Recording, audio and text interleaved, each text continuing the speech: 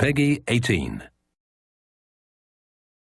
Hi everybody, this is Noah Hughes, Creative Director on Tomb Raider, and we're here at Crystal Dynamics. We're going to take a look at a segment of the game that's going to showcase some of our combat and high action sequences. So we can see Lara walking down these steps. She can overhear conversations from the enemies. You can see as she becomes aware of the enemy presence, she'll take cover behind anything that looks like cover. So that's something that's automatic, and we really promote the ability to freely move within cover and move throughout cover. So Lara's assessing the situation. She can overhear bits of story and understand more about what's going on the island. But most importantly, she can sort of use brains as she approaches this situation. She'll take out one guy. We can see that the enemies are reacting, so they're creating cover for themselves, reacting to her situation. Another guy's trying to flush her out of cover with the Molotovs. This is just an example where we really try to make the AI adapt to the situation, but also promote movement from the player so that they're not just stuck behind cover and playing sort of pop and shoot cover games. We really promote that movement. So we can see Lara approaching here. She's got her a new gear element, the rope arrow. She's able to create her own zip line. And with the shotgun and the zip line, she's now back to an area she had been before, but able to access spaces that she had never been able to get to. Are you there? I'm here, Sam. Are you okay? What do they want with me, Lara? A fire ritual? This is so fucked up. Listen, I'm coming to get you. I'm going to get you out of there. Please help me, Lara. I promise. I promise, Sam. Hey, she just... Oh no! Sam? No! Sam! Help me, Sam, please! wait for me, you bastard! Sam, wait!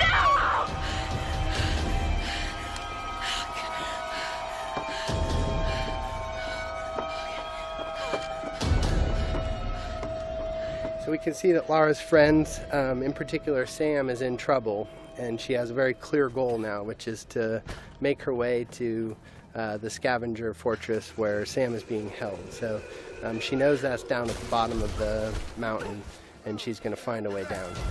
I don't know. Another part of the plane? Keep working. I'll go check it out.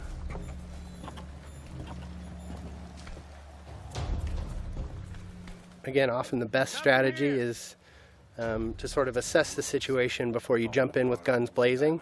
Of course, you're always welcome to just open fire, but the game really promotes sort of that tactical approach in some situations.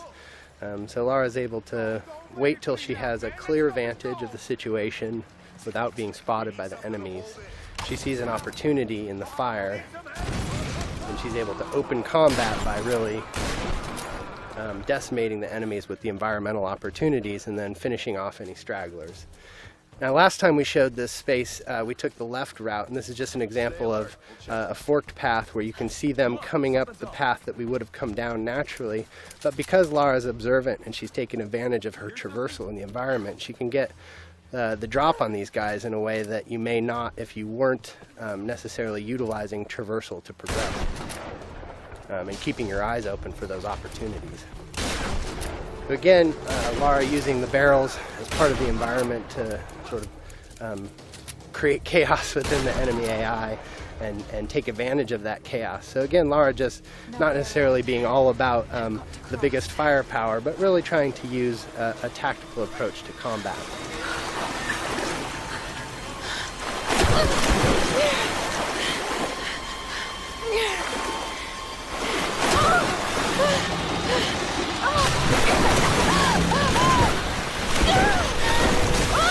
As is often the case, Lara's intended path down the mountain isn't necessarily where she ends up. So we could see an example of sort of a brutal death as Lara misnavigates the situation in the flood here.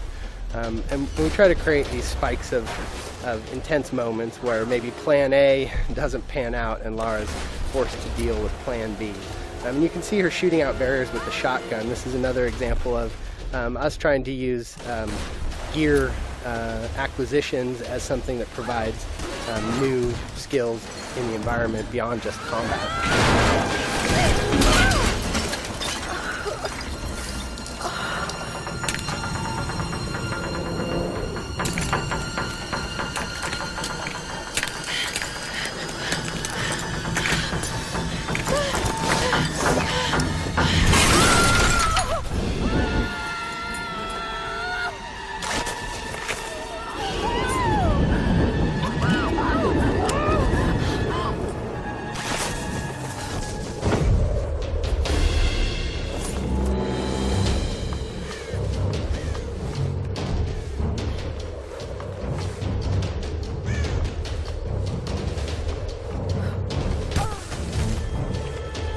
can see that Lara's been able to adapt to this turn of events and managed to find her way down the mountain, but is a little bit worse for wear, having gone through a pretty traumatic descent. So we see Lara sort of shaken from the experience, and ultimately this is really just awakening injuries that have started since the beginning of the game. You can see her side is already bleeding from experiences she had when she first washed up on the island, and that's just been made worse by her traumatic descent. And so we're sort of introduced to this new space. This is the scavenger town, and up on the mountain you can see the ancient palace, which has been fortified by the scavengers, and really that's where Lara thinks Sam is being held. And so her goal, Sam and the others, so her goal is to really make her way into that palace. But you can see that she really is sort of feeling the effects of the fall,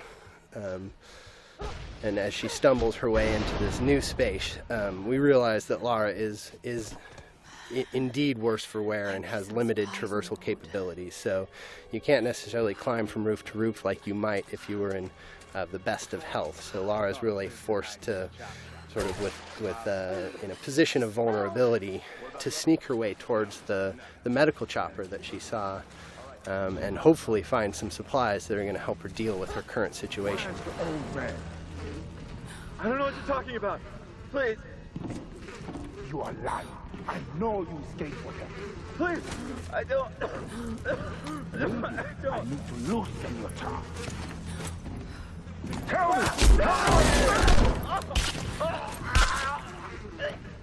So we can take a moment to overhear some of the story. That's always optional, but we try to infuse a lot of the environments with some of the backstory, and that's actually foreshadowing something that will come up a little bit later in the story. So we make our way through this grotesque tunnel, again trying to get to this medical chopper in hopes of dealing with our injuries, but really trying to take a cautious approach and stay away from these nasty scavengers. We're starting to sort of get into the heart of it. This is Lara's journey into the belly of the beast, so to speak, and we really see her sort of having to engage in direct conflict in ways that she hasn't up until this point in the game. So we can assess the situation. The guy on the top was a threat. We see an opportunity with a barrel to soften up the enemies here, but this is an example of a trap. Lara stepped in the wrong place and ended up strung upside down, and that's us just trying to keep the player on edge. We have the enemies, the scavengers, really having a presence on the island here, almost a guerrilla approach to combat, where they sort of take advantage of their home court. So we see combat progress from sort of that opportunity to initiate with tactical opportunities, taking out patrolling guards and exploding barrels, but then ultimately sort of being forced to confront them directly in order to get to her goals. And that's something that Lara is constantly dealing with, is this need to do whatever it takes to survive. And if these guys are presenting a threat to her, she's seen what they're capable of, and they're standing between her and sort of her ability to deal with her wounds. So we're making use of cover in combat. Again, this is the soft cover or fluid cover system that really allows Lara to easily slide in and out of cover without really necessarily sticking in place, and celebrating that ability for Lara as a character to make use of her athleticism and movement as she takes on the combatants on the island. So with our piece of gear, our rope arrow, we've been able to pull our way into the crass chopper here, which is where Lara hopes to find something to deal with her injuries.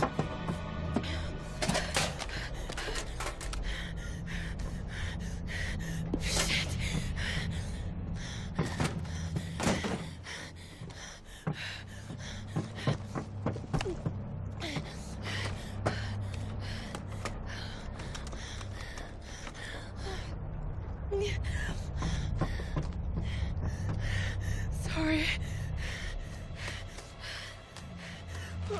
All right, thanks everybody for joining us today. Stay tuned. We'll have some more things to show you down the road, but I hope you enjoyed our traversal down the mountain into Scavenger Hub today, and some more glimpses into our combat systems.